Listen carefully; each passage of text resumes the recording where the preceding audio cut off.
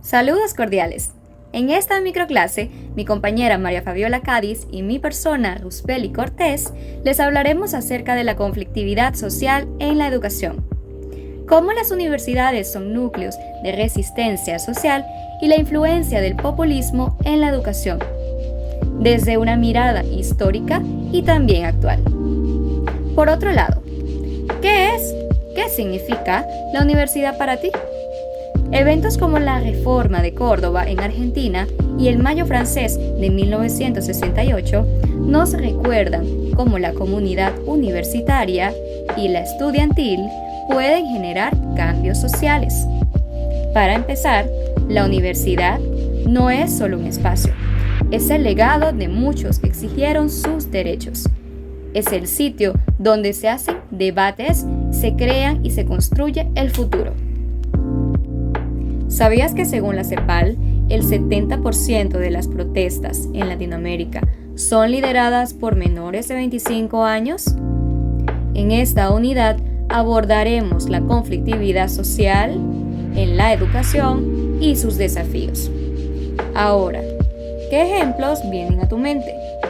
Desde los pequeños problemas internos dentro de la comunidad estudiantil y universitaria en general, hasta las grandes protestas estudiantiles hacia las políticas nacionales o incluso internacionales, los conflictos, ya sean grandes o pequeños, nos hablan de problemas multifactoriales que deben abordarse desde una perspectiva global.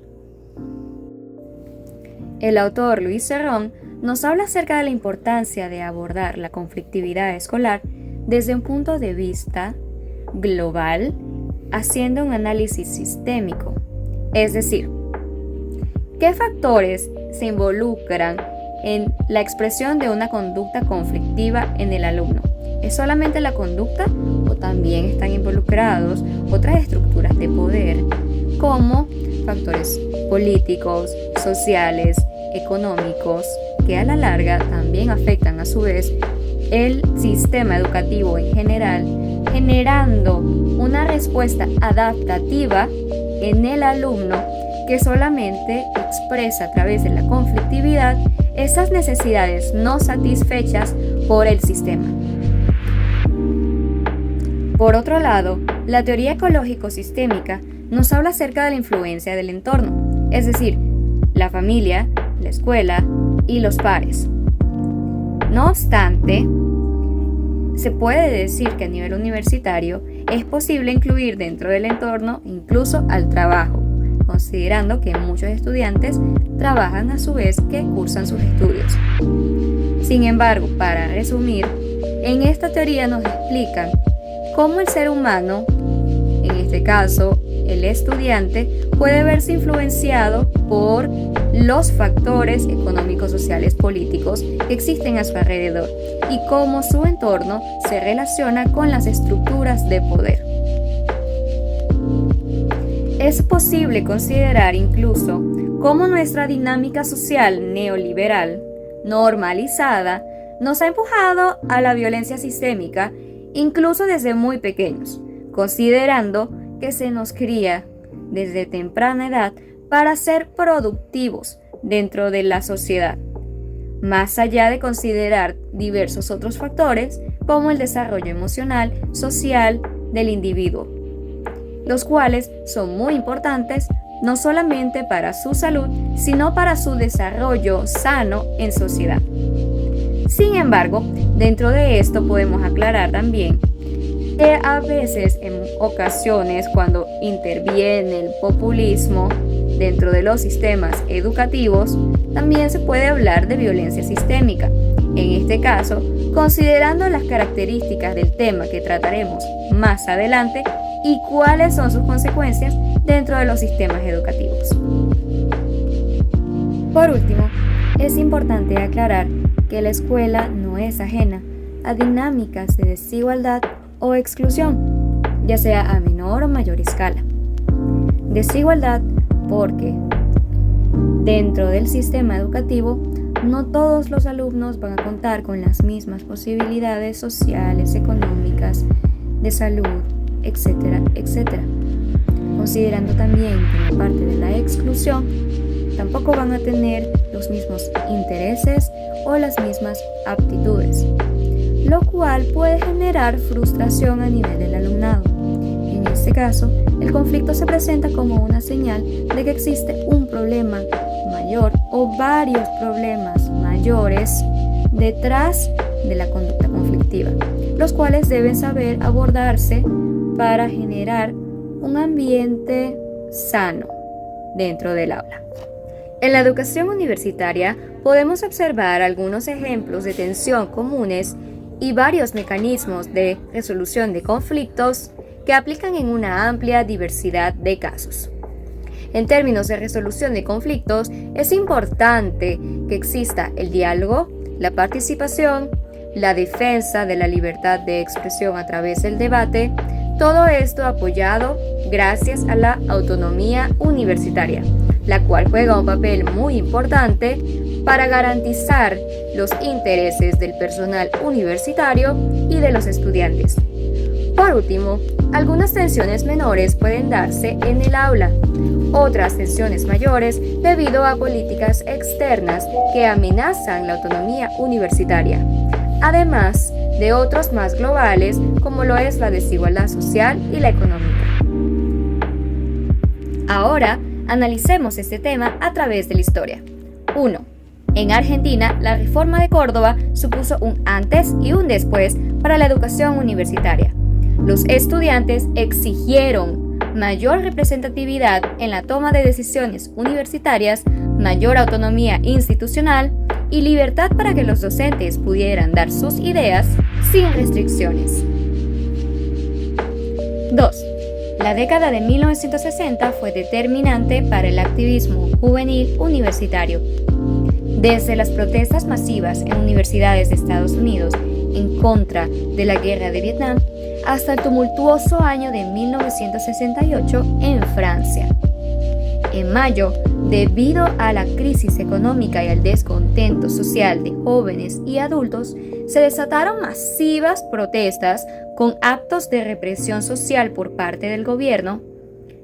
Eventualmente, a estas protestas se le sumaron también trabajadores, lo cual paralizó la economía y también las universidades del país. En esa época, incluso los ministros del gobierno, algunos, se sumaron a las protestas, pero después de aproximadamente 7 muertos y muchos heridos, la derrota llevó al fin de las protestas.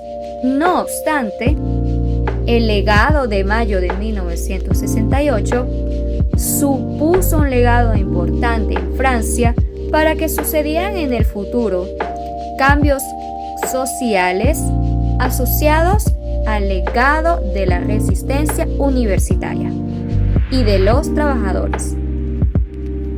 3. Venezuela. La realidad se cuenta sola.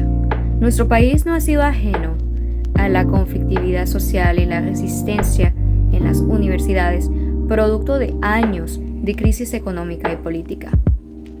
Esto no solamente lo dicen los cientos de muertos en protestas estudiantiles, sino también lo dice el descontento general de la población estudiantil y de la población docente, los cuales sobreviven en un sistema educativo trágicamente en declive por las consecuencias del populismo.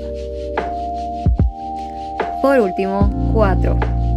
Como otro evento actual, mencionaremos las protestas en contra de la guerra de Palestina que se están llevando a cabo en universidades de Estados Unidos, las cuales tampoco han escapado de la represión social que supone levantar la voz. No obstante, las universidades, muchas universidades, persisten en su tarea de ser un centro no solamente de resistencia, sino de libre debate y expresión para manifestar ideas, incluso cuando éstas son contrarias al gobierno y a las políticas actuales. Buenos días, buenas tardes y buenas noches. Como ha mencionado mi compañera Luz Bebe, una vez la política incide en el sistema educativo, genera cierto descontento gracias a la escasez de recursos, la cual a su vez genera protestas y disconfort en los afectados. Por ello quisiera hablarles de algo que trasciende más allá de las fronteras ideológicas y geográficas. Algo que nos afecta a todos como sociedad y que no se trata de algo netamente teórico, ya que lo podemos vivir nosotros en la actualidad. Y es el populismo en el sistema educativo universitario. El populismo no se refiere únicamente a un estilo de gobierno. Podría definirse mejor como una lógica política que busca redefinir las reglas del sistema democrático. La misma opera mediante la construcción de fronteras que dividen a la sociedad, dividiéndola en dos grupos: el pueblo y la oligarquía, que podríamos definirla más bien como una élite corrupta. Dicha división permite que los líderes populistas puedan presentarse a sí mismos como los únicos representantes legítimos de la voluntad popular. Esto justifica, según sus pensamientos, su avance sobre las instituciones de manera que su agenda se vea beneficiada. El populismo también se caracteriza por la polarización del conocimiento, en el cual los gobiernos populistas suelen representar al pensamiento crítico, las instituciones y las universidades sobre todo, como enemigos verdaderos del pueblo. Esto básicamente genera ataques sistemáticos contra la autonomía y la libertad académica. Una de las características más resaltantes es el antiintelectualismo, donde el conocimiento de los expertos, conocimiento histórico, se ve completamente desacreditado y opacado únicamente para alinearse con las agendas políticas que beneficien a estos oligarcas, contradiciendo narrativas oficiales y quitando credibilidad no solo a las instituciones, sino que también silenciando su derecho a poder expresarse o a tener un conocimiento claro y transparente respecto a los diversos temas que no vayan con las políticas de dicho gobierno. La educación tiene como definición un espacio donde el cuestionamiento, la innovación y el pensamiento crítico abundan. Sin embargo, una vez llega el populismo, todo eso desaparece y se vuelve más un campo de batalla entre ideologías. Estas estrategias que el populismo aplica llegan a ser vaciadas, efectivamente, pero también tienen patrones reconocibles. Cuando el populismo transgrede una institución, o sea, los ven más como obstáculos para el control político, suelen realizar intervenciones en el financiamiento, pudiendo reducirlo, en las elecciones de las autoridades, agarrando personas que vayan más con sus intereses políticos o creando instituciones paralelas, las cuales son más fáciles de adoctrinar según su pensamiento. Tenemos como un claro ejemplo en Brasil con el presidente Bolsonaro, el cual intentó crear una universidad sin ideologías, recortando así fondos para los programas de sociología y filosofía. Los planes de estudio son modificados únicamente para reflejar la visión política que tiene el gobierno de turno.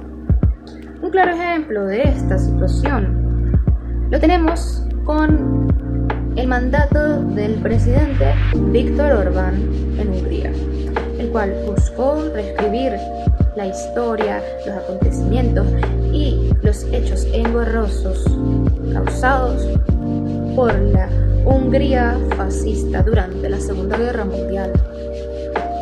El mérito académico también puede llegar a verse bastante afectado por la adhesión política. En contextos populistas profesores y alumnos comienzan a sentirse desmoralizados, ya que sienten que su alineamiento político tiene más peso y relevancia al momento de ponerlos en contra de su capacidad intelectual. ¿Qué quiero decir con esto? Que mientras que ellos buscan nutrirse de conocimiento en un contexto populista, vale más la ideología política. Como ya sabemos, el populismo ha sido parte de una estigmatización donde países del tercer mundo o izquierdistas son los únicos que forman parte o crean entes populistas y donde se ve afectado el populismo. Pero no es así. Ya he puesto ejemplos, ya he dicho ejemplos donde países del primer mundo han ocurrido. En este caso, no nos vamos a ir para el primer mundo aún. Vamos a quedarnos en nuestro querido país, Venezuela. Venezuela básicamente es uno de los ejemplos más claros de cómo el populismo ha causado a lo largo del tiempo estragos en el sistema educativo. ¿Por qué digo esto? Ya yo les mencioné las características de cómo el populismo afecta las instituciones. Podemos verlas reflejadas día a día desde hace un largo tiempo. En la actualidad, en Venezuela, tenemos la asfixia presupuestaria. La UCB se ha visto afectada desde 1998 con un recorte presupuestario del 12%.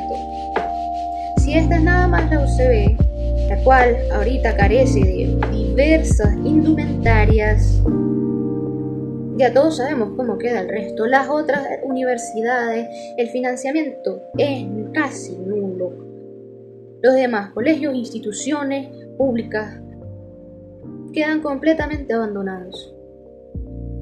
Tenemos también el requisito, para los que hacen el populismo, con las universidades paralelas, que desde 2003 el gobierno ha creado más de 46 instituciones de educación paralela, donde no existen infraestructuras adecuadas y su título no tiene valía más que en el territorio venezolano. ¿Por qué? Porque más que historia clara, se censura, se tergiversa y además se adoctrina políticamente en dichas instituciones. Tenemos también, gracias al Observatorio Venezolano de las Universidades, el cual nos reporta que más del 72% ha emigrado desde 2015.